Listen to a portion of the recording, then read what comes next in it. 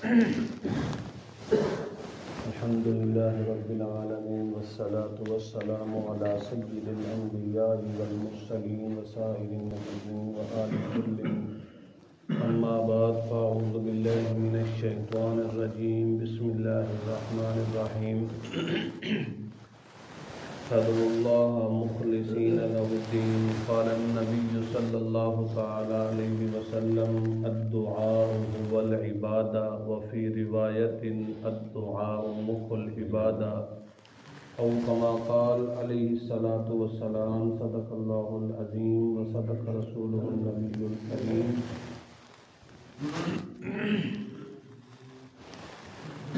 جی حاضرین سامعین، کل بھی ذکر کیا تھا کہ قرآن مجید کیا بہت سارے اسماء اور نام ہیں. ایک نام اس کا ام القرآن ہے. پورے قرآن کی ماں، یا دوسرے لفظوں میں پورے قرآن کا خلاصہ اور مغز اور نچوڑ، جو اللہ رب العزت نے تمام مضامین بالتفصیل قرآن پاک میں ذکر کیے ہیں، ان سب کا خلاصہ اور مغز اور نچوڑ جو ہے وہ اللہ تعالیٰ نے سورہ فاتحہ میں ذکر کیا. اب ہمیں اس سورہ فاتحہ میں وہ نظر تو نہیں آ رہا کہ وہ کدھر ہے خلاصہ.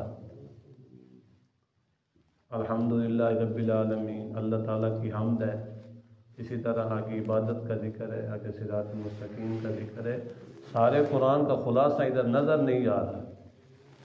یہ تھوڑا سا آپ کے سامنے اس کا ذکر کرنا ہے کہ یہ خلاصہ کس طرح ہے. تھوڑا توجہ کرنی پڑے گی. اس کی دو تقریریں ہیں. خلاصے کے متعلق دو تقریریں ہیں.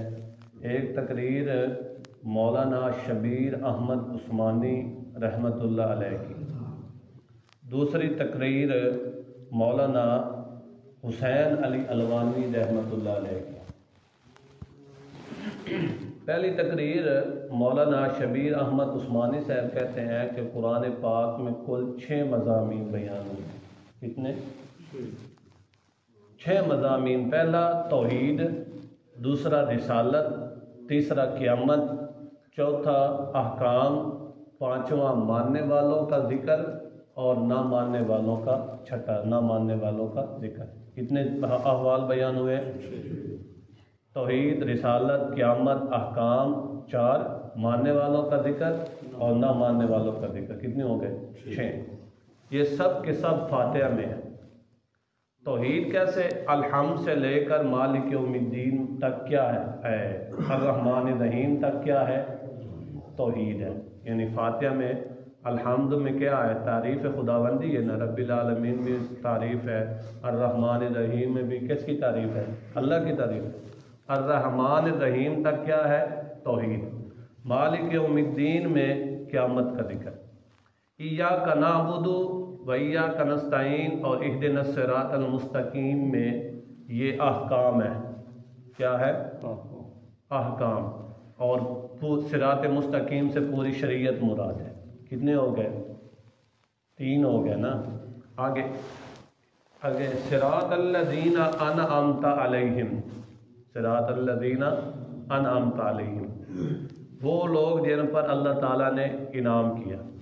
ایک تو اس سے ماننے والوں کی طرف اشارہ ہے، ماننے والوں پر ہی انعام ہوں گے نا. دوسرا، اور انعام جن پہ ہوئے ان میں سرفہرست انبیاء علیہم الصلاۃ والسلام ہے. سرفہرست کون ہے؟ جیسے دوسرے مقام پہ ہے من النبیین والصدیقین والشہداء والصالحین. تو ایک طرف ماننے والوں کے احوال کا ادھر اس میں بیان ہے، دوسری طرف رسالت کا، یعنی انبیاء کی نبوت اور رسالت کا بیان ہے. آگے 6 نمبر پر غیر المغضوب علیہم ولا الضالین میں کیا ہے؟ نہ ماننے والوں کے احوال. تو یہ 6 چیزیں اس میں آگے. دوسری تقریر یہ تھوڑی سی لمبی ہے. مولانا حسین علی الوانی رحمہ اللہ کی تھوڑی تقریر لمبی ہے، تھوڑی زیادہ توجہ کرنی پڑے گی. وہ فرماتے ہیں چنانچہ تفسیر مواہب الرحمن سے ذکر کرتے ہیں کہ پورے قرآن کا خلاصہ سورہ فاتحہ میں ہے. پورے قرآن کا خلاصہ کدھر ہے؟ سورہ فاتحہ. وہ اس طرح کہتے ہیں کہ قرآن پاک میں کل 4 مضامین بیان ہوئے ہیں. کتنے؟ 4. وہ کہتے ہیں کہ قرآن پاک کے 4 حصے ہیں. کتنے؟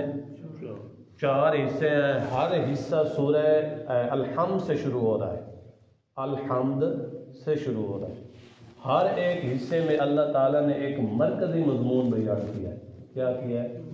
مرکزی مضمون. چنانچہ پہلا حصہ سورہ فاتحہ سے لے کر سورہ مائدہ تک، 6 پارے میں مائدہ تک، اس میں یہ بھی حصہ کدھر سے شروع ہو رہا ہے؟ الحمد سے شروع ہو رہا ہے. اس میں اللہ تعالیٰ کی خالقیت کا بیان ہے. کیا ہے؟ کہ پوری کائنات ذرہ ذرہ مخلوقات کو پیدا کرنے والا کون ہے؟ ایک. یہ مرکزی مضمون پہلے حصے میں. دوسرا حصہ سورہ انعام سے لے کر سورہ بنی اسرائیل تک، 15ویں پارے تک. 15واں پارہ سورہ بنی اسرائیل، سبحان اللہ. اس تک، اس میں دوسرا مضمون پیدا کرنے کے بعد پوری انسانیت، پوری مخلوقات کی پرورش کرنے والا بھی وہی ہے، رب العالمین. پوری کائنات کی پرورش کرنے والا بھی وہی ہے. اب تیسرا مضمون آگے سورہ کہف سے لے کر سورہ احزاب تک، 21 پارہ سورہ احزاب تک کیا ہے؟ اس میں یہ مضمون بیان ہوگا کہ پیدا کرنے کے بعد اور پرورش کرنے کے بعد پوری مخلوقات پر حکومت کرنے والی ذات بھی ایک ہے اور کوئی نہیں. آگے چوتھا حصہ وہ سورہ سبا سے لے کر سورہ 22 پارے سے سورہ سبا سے لے کر والناس تک، آخری سورت تک. اس میں یہ بیان ہوگا قیامت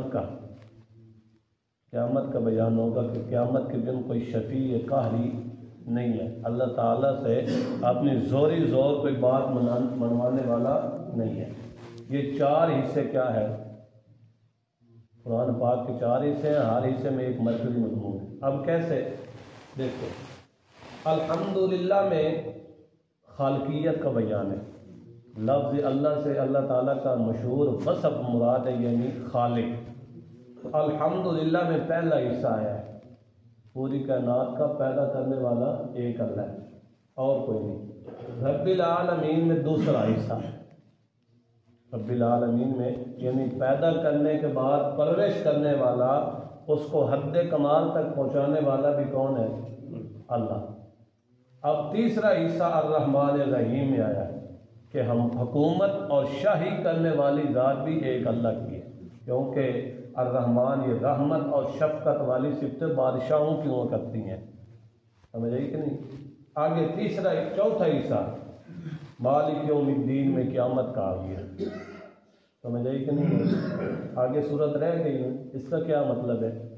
اس کا یہ مطلب ہے حضرت ابن عباس، نبی پاک صلی اللہ علیہ وسلم کے چچا زاد حضرت عبداللہ ابن عباس فرماتے ہیں کہ قرآن پاک کا لکل شیء لباب و لباب القرآن الحوامیم، ہر ایک چیز کا ایک خلاصہ ہوتا ہے، اور قرآن کا خلاصہ سورہ حوامیم 7، 6 صورتیں جو حامیم سے شروع ہوتی ہیں اس میں خلاصہ ہے.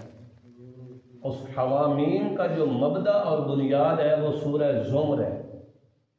سورہ زمر، اس میں اللہ تعالیٰ نے اپنی عبادت کا حکم دیا شروع میں، فَاعْبُدِ اللَّهَ مُخْلِصًا لَهُ الدِّينَ أَلَا لِلَّهِ الدِّينُ الْخَالِصُ. توجہ، یہ تھوڑا مشکل ہو رہا ہے، توجہ کرنی، سمجھ آ جائے گا. لِكُلِّ شَيْءٍ لُبَابٌ وَلُبَابُ الْقُرْآنِ الْحَوَامِيم. حوامیم یعنی 6 صورتیں، حوامیم 7، ان کا مبدأ کدھر ہے؟ سورہ زمر میں. اور سورہ زمر کا دعویٰ کیا ہے؟ فَاعْبُدِ اللَّهَ مُخْلِصًا لَهُ الدِّينَ. عبادت خالص کس کی کرنی ہے؟ اور عبادت سے مراد یہاں پر کیا ہے؟ دعا اور پکار. جیسا کہ سورہ حامیم مومن میں فرمایا کہ فَادْعُوا اللَّهَ مُخْلِصِينَ لَهُ الدِّينَ، وہاں پر عبد اللہ کے بجائے کیا ذکر کیا؟ ادعوا اللہ، اللہ تعالیٰ کو پکارنا۔ اور خود نبی پاک صلی اللہ علیہ وسلم نے بھی فرمایا کہ الدعاء هو العبادہ، دعا ہی اصل کیا ہے؟ عبادت۔ اور دوسری حدیث میں الدعاء مخ العبادت، عبادت کا مغز اور نچوڑ کیا ہے؟ دعا اور پکار۔ اور پھر اللہ تعالیٰ نے فرمایا کہ قال ربکم ادعونی استجب لکم، تمہارے رب نے کہا کہ مجھے پکارو میں تمہاری پکار کو جواب دوں گا۔ ان الذین یستکبرون عن عبادتی، جو میری عبادت سے تکبر کرتے ہیں وہ ان قریب ذلیل ہو کر کدھر جائیں گے؟ جہنم میں۔ ان عبادتی سے مراد ان دعائی، خود نبی پاک صلی اللہ علیہ وسلم نے اس کی تفسیر کی، عبادت سے مراد کیا ہے؟ دعا اور پکار۔ تو مطلب کیا ہے کہ سورہ زمر کا خلاصہ عبادت، سورہ زمر کا خلاصہ عبادت، اور حوامیم سبا کا خلاصہ دعا اور پکار کے لائق کون ہے؟ ایک اللہ۔ ایاک نعبد میں سورہ زمر کا خلاصہ آ گیا، نعبد عبادت ہے نا، اور نستعین حوامیم سبا کا خلاصہ نستعین میں آ گیا۔ اب کچھ سمجھ آئی یہ نہیں ہے؟ اور اس سورہ فاتحہ کے خلاصے کو سورہ جن کے دوسرے رکوع میں بیان کیا، قل انما ادعو ربی ولا اشرک بہ احدا، کہ میں اپنے رب کو پکارتا ہوں، اس کے ساتھ کسی ایک کو شریک نہیں کرتا۔ اسی کو مفسر ابن کثیر نے ذکر کیا کہ الفاتحہ سر القرآن و سرها هذه الکلمہ، فاتحہ پورے قرآن کا راز ہے، اور فاتحہ کا راز اور خلاصہ ایاک نعبد و ایاک نستعین ہے۔ سمجھ آئی بات کی؟ یہ نہیں ہے۔ اور یہ بھی سمجھو جس طرح پورے قرآن کا خلاصہ سورہ فاتحہ میں ہے نا، اسی طرح فاتحہ کا خلاصہ بسم اللہ میں ہے۔ فاتحہ کا خلاصہ کیا ہے؟ بسم اللہ میں۔ وہ کیسے؟ بسم اللہ میں پہلے بھی آپ پڑھ چکے ہیں، لفظ اللہ سے کون سا وصف مراد ہے؟ خالق والا، اور یہ ایک حصہ قرآن پاک کا آ گیا خالق والا۔ الرحمن الرحیم سے کیا مراد ہے؟ یعنی حکومت اور بادشاہی کس کی ہے؟ اللہ تعالیٰ کی۔ جب دو صفتیں صراحتاً آ گئی، دو چیزیں صراحتاً آ گئیں، تو ایک چیز اشارتاً آ جائے گی۔ جب خالق وہی ہے، بادشاہ وہی ہے، تو روزی رساں بھی کون ہے؟ ایک اللہ۔ دو چیزیں صراحتاً اور ایک اشارتاً بسم اللہ میں آ گئی۔ ان تین چیزوں کا تعلق دنیا سے ہے، پیدا بھی کرنا اور حکومت بھی کرنا اور روزی بھی پہنچانا۔ ان تین چیزوں کا تعلق کدھر سے ہے؟ دنیا سے۔ اور یہ تین حصے قرآن پاک کے اس میں آ گئے۔ چوتھا حصہ جب تین چیزوں کا تعلق دنیا سے ہے وہ اس میں آ گئی، تو قیامت کے دن کا مالک اور بادشاہ بھی وہ کون ہوگا؟ ایک اللہ۔ تو پورے قرآن کا خلاصہ بسم اللہ۔ پھر بسم اللہ کا خلاصہ بسم اللہ کے با میں، بسم اللہ کے با میں کل بھی ذکر کیا تھا کہ با کا معنی کیا ہے؟ با کے کئی معنی، ایک معنی کیا کل ذکر کیا تھا؟ با کا معنی ملانا، با کا معنی ملانا، یعنی پورے قرآن کا خلاصہ یہ ہے کہ بندوں کو اللہ تعالیٰ کی طرف کیا کرنا؟ متوجہ کرنا اور بلانا ہے اور اس کے ساتھ ملانا۔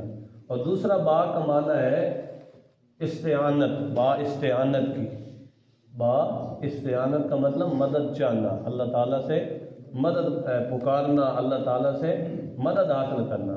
تو با کا متعلق موصوف ہے، یعنی استعینوا، بسم اللہ الرحمن الرحیم استعینوا، اللہ تعالیٰ کے نام کے ساتھ کیا کرتے ہیں؟ مدد مانگتے۔ تو اب پورے قرآن کا خلاصہ کیا نکلا؟ اللہ تعالیٰ سے مدد اور نصرت مانگنا، یہ پورے قرآن کا خلاصہ۔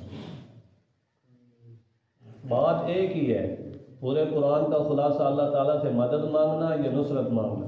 دوسرا اللہ تعالیٰ کی طرف بلانا، جب مدد مانگے گا تو وہ بھی اللہ تعالیٰ کی طرف جائے گا، یا اللہ تعالیٰ کی طرف دعوت دینا تو وہ بھی کدھر ہی جائے گا نا؟ اللہ تعالیٰ کی طرف جائے گا۔ اب کچھ سمجھ آیا کہ نہیں آیا؟ ایک سوال رہ گیا، وہ تھوڑی سی توجہ چاہیے۔ قرآن پاک کا جو آخری حصہ ہے نا، سورہ سبا سے سورہ والناس تک آخر تک، اس میں دو صورتیں، ایک سورہ سبا ہے، ایک سورہ فاتر ہے۔ سورہ سبا بھی الحمد سے شروع ہو رہی ہے اور سورہ فاتر بھی کدھر سے شروع ہو رہی ہے؟ الحمد سے، دونوں الحمد سے ہیں۔ پھر اس کا کیا مطلب ہوا؟ اس کا جواب یہ ہے کہ آخر اس میں دو مضمون بیان ہوئے۔ کیا بیان ہوئے ہیں؟ دو مضمون، ایک نفی صفات قہری، کیا مطلب کہ اللہ تعالیٰ کے علاوہ کوئی شفیع قہری اللہ تعالیٰ کے سامنے کوئی زور قیامت کے دن اپنی بات منوا نہیں سکتا۔ دوسرا مسئلہ یہ بیان ہوا ہے کہ دعا اور پکار کے لائق کس کی ذات ہے؟ اللہ تعالیٰ کی ذات۔ چنانچہ سورہ سبا میں نفی صفات قہری کا مضمون ہے۔ اس کے بعد سورہ یاسین، سورہ صافات کے بعد سورہ سواد، یہ تینوں صورتیں سورہ سبا پر مرتب ہے۔ کیا مطلب؟ مطلب یہ ہے کہ سبا میں یہ بیان ہوا کہ نفی صفات قہری، اور یاسین میں یہ بیان ہوا کہ جب ہم بدکار قوموں کو پکڑا تو ان کے جو معبودین تھی انہوں نے ان کی سفارش نہ کی، وہ چھڑا نہ سکے۔ اور صافات میں یہ بیان ہوا چھڑانا تو درکنار، وہ تو خود اللہ تعالیٰ کے سامنے اپنی عجز و نیاز کا اظہار کر رہے ہیں۔ اور سواد میں یہ بیان ہوا کہ وہ تو خود جو ہے اللہ خود بیماریوں میں مبتلا ہیں، بعض جسمانی بیماریوں میں مبتلا ہیں۔ اور سورہ جو ہے حوامیم سبا جو ہے وہ سورہ زمر پر ہے۔ کیسے؟ سورہ زمر میں یہ بیان ہوا کہ عبادت اور پکار کے لائق کون ہے، اور حوامیم سبا میں یہ بیان کیا گیا کہ اللہ تعالیٰ کے علاوہ کسی کو پکارنے کی اجازت نہیں ہے، اس میں شبہات کا بیان کیا گیا۔ اور سورہ سبا پر یہ 7 صورتیں مرتب، سمجھ آ رہی ہے نہیں آ رہی؟ تھوڑی مشکل باتیں ہیں، آسان ہو جائیں۔ یا سبا پر یاسین، صافات، سواد مرتب، اور سورہ زمر پر حوامیم سبا مرتب۔ یعنی ان دونوں کا خلاصہ، ایک میں نفی صفات قہری کا مضمون اور دوسری میں دعا اور پکار کا مضمون۔ اب سمجھ آ گئی یہ نہیں ہے؟ یعنی اس میں دو حصے ہیں، ایک میں نفی صفات قہری کا مضمون ہے اور دوسری میں دعا اور پکار کا مضمون ہے۔ تو یہ مختصراً خلاصہ قرآن پاک کا آپ کے سامنے ذکر کیا گیا۔ اللہ تعالیٰ کمی بیشی معاف فرمائے، اللہ تعالیٰ قرآن کے مفہوم اور مقصد پر چلنے کی توفیق عطا فرمائے۔ وآخر دعوانا الحمدللہ۔